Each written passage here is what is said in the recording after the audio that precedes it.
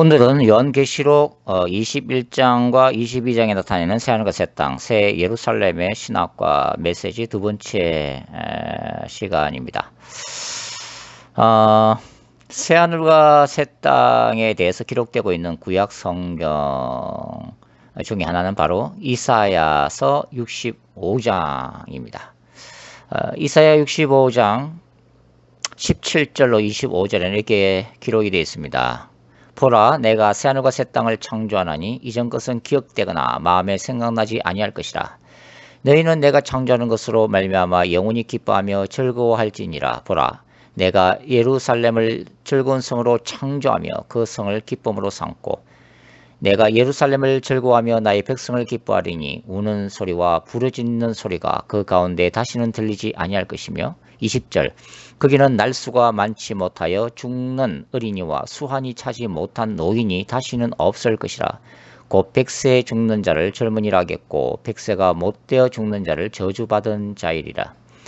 그들이 가옥을 건축하고 그 안에 살겠고 포도나무를 심고 열매를 먹을 것이며 그들이 건축한 데에 타인이 살지 아니할 것이며 그들이 심은 것을 타인이 먹지 아니하리니 이는 내 백성의 수완이 나무의 수완과 같겠고 내가 택한 자가 그 손으로 일한 것을 길이 누릴 것이며 그들의 수고가 헛되지 않겠고 그들이 생산한 것이 재난을 당하지 아니하리니 그들은 여호와의 복된 자의 자손이여 그들의 후손도 그들과 같을 것임이라.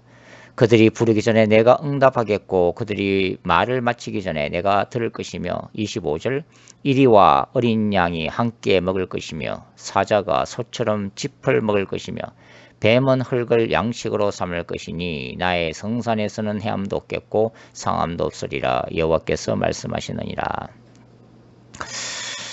이사야 65장의 이 구절은 어떤 분들은 예수 그리스도의 재림 후에 지상 위에 세워질 천년 왕국에 대해서 예고하는 말씀으로 해석하기도 합니다.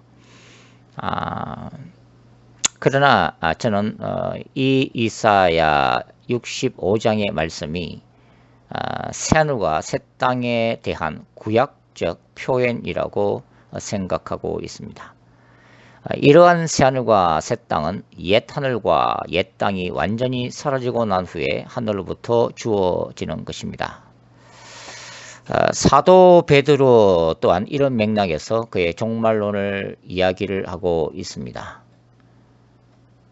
베드로에 따르면 주님의 재림이 일어나는 주의 날이 도적같이 갑자기 임할 것이며 노아의 홍수 심판과는 다른 방식, 즉 물의 심판이 아니라 불의 심판으로 하늘이 마치 천둥 소리와 같은 울리는 어떤 소리를 동반하면서 물질 세계가 불에 타서 녹아질 그런 날로 나타날 것으로 기록을 해놓고 있습니다.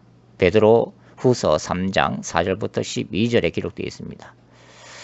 베드로는 재림 시의 우주 변혁에 대해서 베드로서 3장 10절에서 이렇게 기록하고 있죠. 그러나 주의 날이 도적같이 오리니 그 날에는 하늘이 큰 소리로 떠나가고 물질이 뜨거운 불에 풀어지고 땅과 그 중에 있는 모든 일이 드러나리로다. 우리는 하늘이 큰 소리로 떠나갈 것이라는 베드로의 언급에서 이 사건이 하늘과 땅을 울리는 어떤 소리를 동반할 것이라는 사실을 예측할 수가 있습니다. 어떤 학자는 이것을 문자적이 아닌 단순히 문학적인 표현이요 상징적인 의미로 이해해야 한다고 주장하기도 하지만 이 구절이 상식적인 수준에서 판단할 때 확실한 상징성을 띠고 있다고 판단되지 않는 한 문자적으로 이해해야 한다고 봅니다.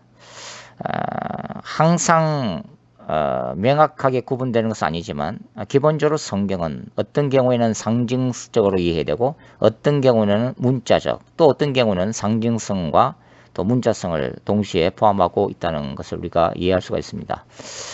바울 또한 그 데살로니가전서 4장 16절에서 예수 그리스도의 재림 시에 소리를 동반하는 현상이 일어날 것임을 예고하고 있습니다. 데살로니가전서 4장 16절 주께서 호령과 천사장의 소리와 하나님의 나팔 소리, 이 호령, 천사장의 소리, 하나님의 나팔 소리는 어떤 소리가 동반된 것을 말하고 있죠. 소리로 친히 하늘로부터 강림하시리니, 옛 하늘과 옛 땅의 창조, 즉 우리가 살고 있는 현세, 현 우주의 창조는 영원전에 스스로 계셨던 하나님께서 시간과 공간을 창조하시고 인간의 역사 안에 뛰어드신 사건입니다.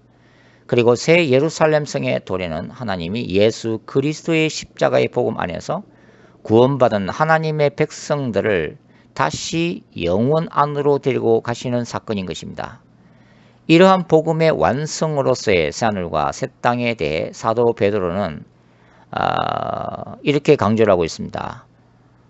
우리는 그의 약속대로 의가 있는 곳인 새하늘과 새 땅을 바라보도다. 그러므로 사랑하는 자들아, 너희가 이것을 바라보나니 주 앞에서 점도 없고 흠도 없이 평강 가운데 나타나기를 힘쓰라. 13절과 14절. 그러니까 사도 베드로의 견해에 따르면 신자들의 소망은 지상 천년왕국이 아닌 재림 이후에 이루어질 새하늘과 새 땅에 대한 것입니다. 사도 베드로는 사실 천년왕국에 대해서는 전혀 언급하지를 않고 있습니다. 따라서 주님이 재림하실 때 주님 보시기에 신자들은 거룩한 그분의 신부로 그 앞에 서야 하고, 환난 가운데서도 평강과 믿음을 잃지 않고 거룩한 하나님의 용사로 다시 오시는 예수 그리스도를 기대하고 있어야 한다는 것입니다. 눈에 보이는 이 세상의 멸망이라는 주제 앞에서 두려워하지 않을 사람은 아무도 없습니다. 물론 눈에 보이는 이 세상의 그 실제적인 멸망, 사라짐을 반대하는 학자들도 있습니다. 톰 라이트 같은 경우는 이러한 해석을 거부를 하고, 하늘에서 내려오는 새하늘과 새 땅이 이 땅의 지구와 결합될 것이라는 주장을 펼치기도 합니다. 그러나 저는 새하늘과 새 땅이 궁극적인 회복이라는 차원보다는 완전한 새로운 창조라는 측면에서 이해를 하고 있습니다. 여하튼 예수님이 재림하심으로써 인간 역사는 종말을 맞이하게 됩니다.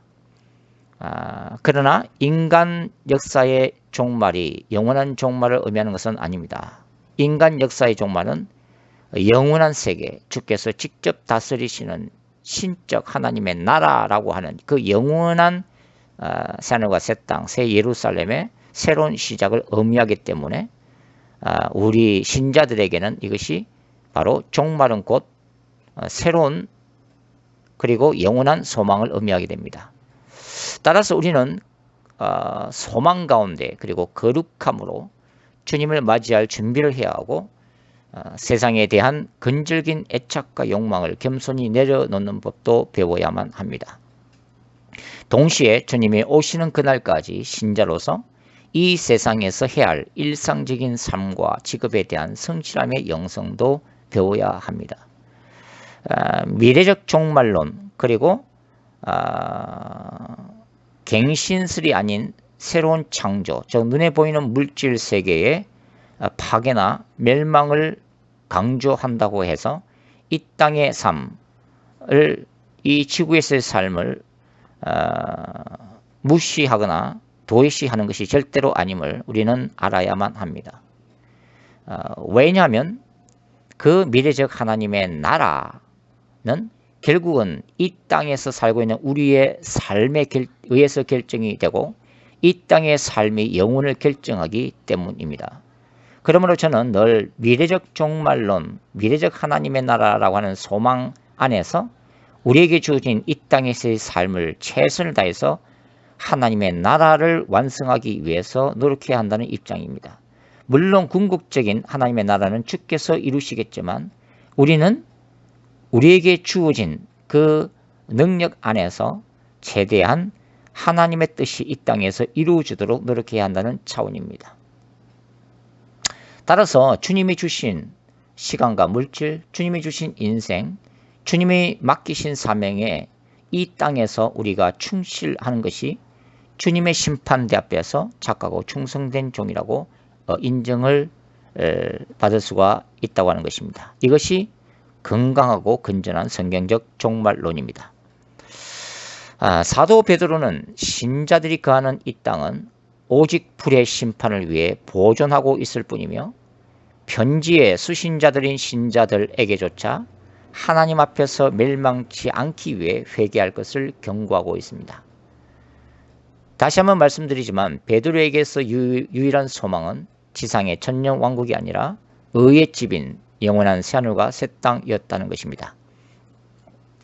히브리서의 기자 또한 장차 이 땅의 피조세계는 영원히 흔들리지 않는 하나님의 나라를 위해 또 한 번 하늘까지도 흔들릴 것임을 말하고 있고 하나님은 소멸하는 불이심을 경고하고 있습니다. 히브리서 12장 18절부터 29절 말씀입니다.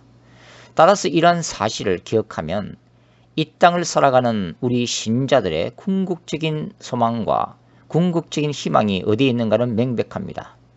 바로 주 예수 그리스도에 대한 철저하고도 온전한 믿음과 그분 안에서 도래할 새하늘과 새 땅인 것입니다.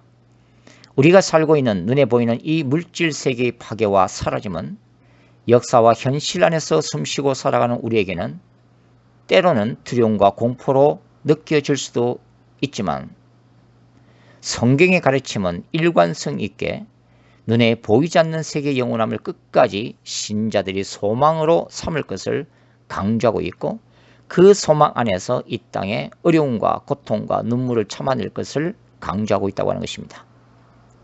앞에서 제가 이미 언급한 바와 같이 물질 세계의 종말이라는 의미가 오늘의 인간의 삶과 역사를 무시하라는 것이 아니라 그 반대로 우리가 숨쉬는 순간마다 이 땅에서 이루실 주님의 뜻을 위해 최선을 다해 살아가야 함을 의미한다는 것입니다.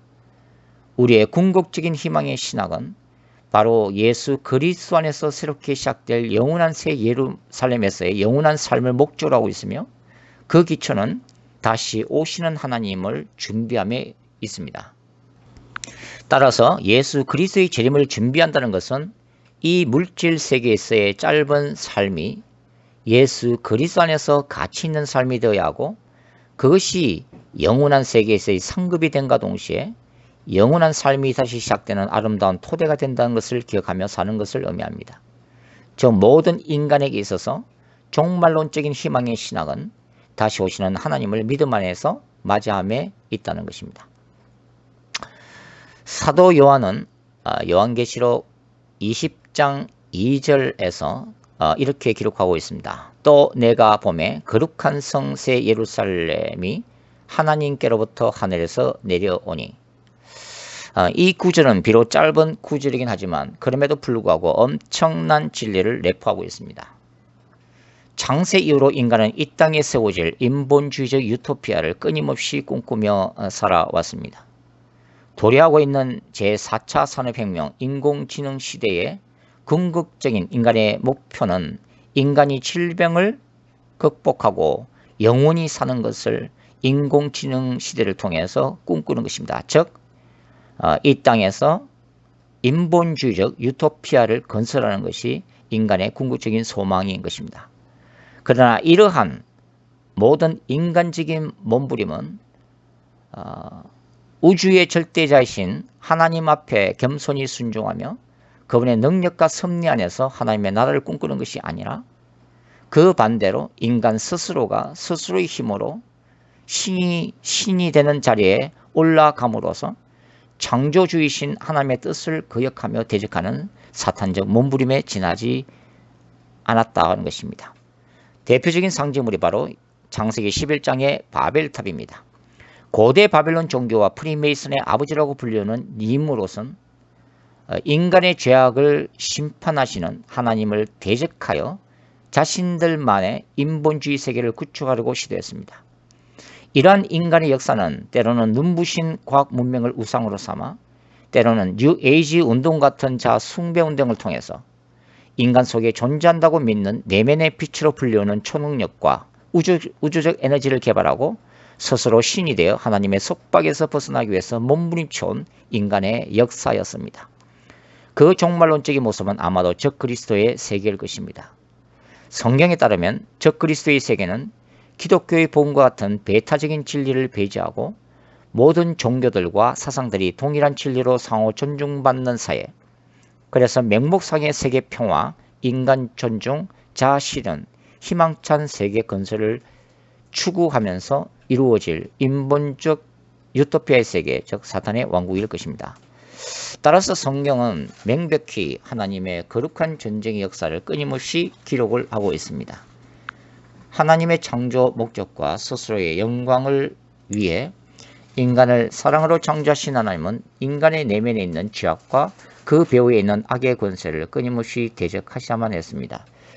때로는 그분의 마음에 합한 참된 백성들을 통해 때로는 하나님이 직접 역사 가운데 적극적으로 개입하심으로써 그 거룩한 전쟁을 지금까지 수행해 오셨습니다. 이제는 예수 그리스도 안에 있는 교회 공동체를 통해 그 일을 수행하고 계신다는 거죠. 따라서 교회 공동체는 자신 안에 있는 죄악을 청결케 할 뿐만 아니라 그리스도 안에서 하늘과 땅을 하나되게 하시려는 하나님의 뜻을 이루는 거룩한 도구로 부르심을 받았다는 것입니다. 교회 공동체 역할은 구원의 역사에 관계될 뿐 아니라 인간과 세계, 세속 역사에도 영향을 미치게 되어 있습니다. 왜냐하면 교회만이 인간과 세계를 향한 종말론적이고 궁극적인 하나님의 계시를 그분의 말씀을 통해 정확히 알고 있는 유일한 공동체이기 때문입니다. 진정한 진리는 하나님의 말씀 안에 있고 반드시 말씀대로 이루어질 것입니다.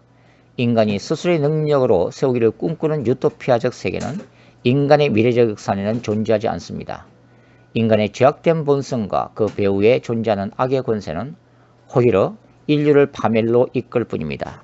인간이 꿈꾸는 진정한 유토피아는 다시 오시는 하나님 안에 있습니다. 그리고 예수 그리스도의 재림 사건만이 그러한 세상을 준비할 수 있습니다. 죄악과 악의 권세, 사망과 음부조차도 그분만이 다스릴 수 있고 심판하실 것이며 그 외에 하늘로부터 영원한 세계인 신적 유토피아가 내려올 것입니다. 이러한 역사는 하나님만이 하실 수 있고 그리고 하나님은 반드시 그 일을 이루실 것입니다. 아멘.